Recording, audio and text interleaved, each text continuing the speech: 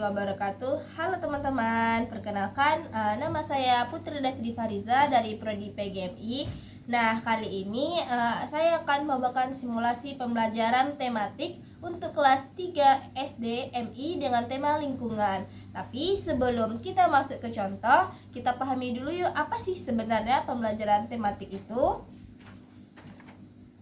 Kita akan membahas pembelajaran tematik pada kali ini. Ayo kita bahas sama-sama. Oke, nah pembelajaran tematik adalah pendekatan yang menggabungkan beberapa mata pelajaran ke dalam satu tema tertentu. Jadi, anak-anak tidak belajar matematika, IPA, bahasa Indonesia, dan SBDP secara terpisah. Semuanya menyatu dalam satu kegiatan yang seru dan bermakna. Nah, bisa nih contoh sederhananya, tema kita hari ini adalah lingkungan. Nah, jadi tema ini kita bisa belajar.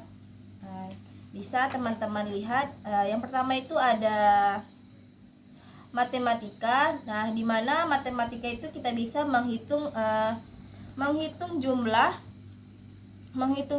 daun atau pohon. Nah, yang kedua itu ada IPA, di mana kita bisa mengenal bagian-bagian tanaman dan fungsinya. Yang ketiga itu ada bahasa Indonesia, di mana membuat kalimat atau cerita tentang lingkungan. Yang terakhir itu sendiri ada SBDP, di mana menggambar pemandangan alam. Jadi, dalam satu tema, semua mata pelajaran terintegrasi. Keren bukan? Oke, selanjutnya kita masuk ke prinsip-prinsip pembelajaran tematik.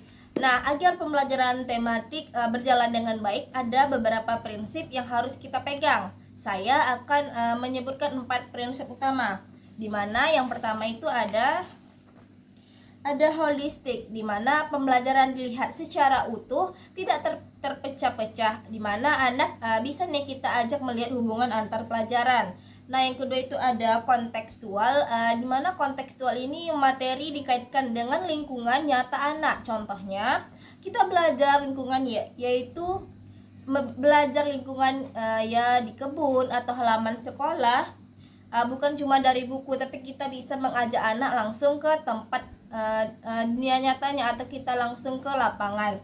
Yang ketiga itu ada aktif dan menyenangkan. Nah, di mana aktif dan menyenangkan ini anak-anak diajak bergerak, bereksplorasi, dan terlibat langsung, tidak hanya duduk diam mendengarkan ceramah guru atau penjelasan dari guru.